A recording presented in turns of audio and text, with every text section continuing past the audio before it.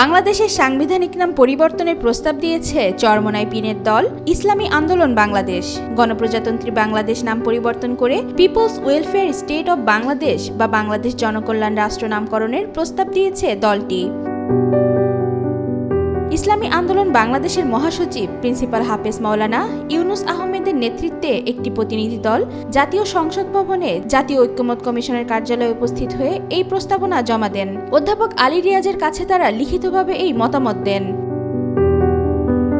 লিখিত মতামতে দলটির পক্ষ থেকে বলা হয়, রাষ্ট্রের নামের মধ্যে যেন জনগণের কল্যাণ নিশ্চিত করার দর্শন প্রতিফলিত হয়, সেজন্য People's Welfare State of Bangladesh নামটি প্রস্তাব করছি। সংবিধান সংস্কারের অধিকাংশ প্রস্তাবের সঙ্গে একমত। বিশেষ করে সংবিধানের মূলনীতি পরিবর্তন, প্রধানমন্ত্রী ও রাষ্ট্রপতির ক্ষমতার ভারসাম্য আনা, একজন ব্যক্তি একাধিক পদে না থাকা, 2 মেয়াদের বেশি প্রধানমন্ত্রী না থাকা এবং 70 অনুচ্ছেদের বিলুপ্ত, এসব বিষয়ে ঐক্যমত পোষণ করেছে দলটি। ইসলামী আন্দোলনের প্রেসিডিয়াম সদস্য আশরাফ আলী আকন বলেন, রাষ্ট্রের নাম হিসেবে ইসলামী আন্দোলন বাংলাদেশ প্রস্তাব করেছে ওয়েলফেয়ার স্টেট অব বাংলাদেশ, কারণ এই নামের মধ্যেই জনকল্যাণ নিশ্চিত করার কথা বলা আছে।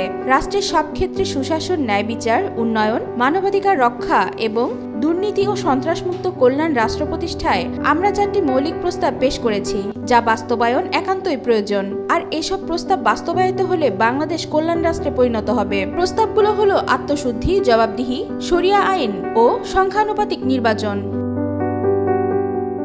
আগামী নির্বাচনের প্রসঙ্গ টেনে তিনি বলেন, 24-এর গণঅভ্যুত্থানের চেতনা বাস্তবায়নে পিআর পদ্ধতির নির্বাচন যুগান্তকারী পদক্ষেপ হতে পারে। বিদ্যমান আইনে দুর্নীতি, দুঃশাসন, চুরি, ধর্ষণ সহ অন্যায় অনাচার বন্ধ করা যায়নি জানিয়ে শরিয়া আইন করার দাবিও জানান আশরাফ আলী আকন।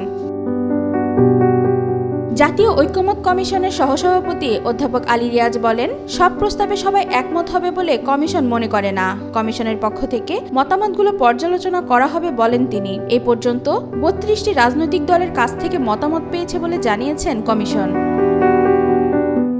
ওয়াহিদা পারভীন ইশিতা, আজকাল।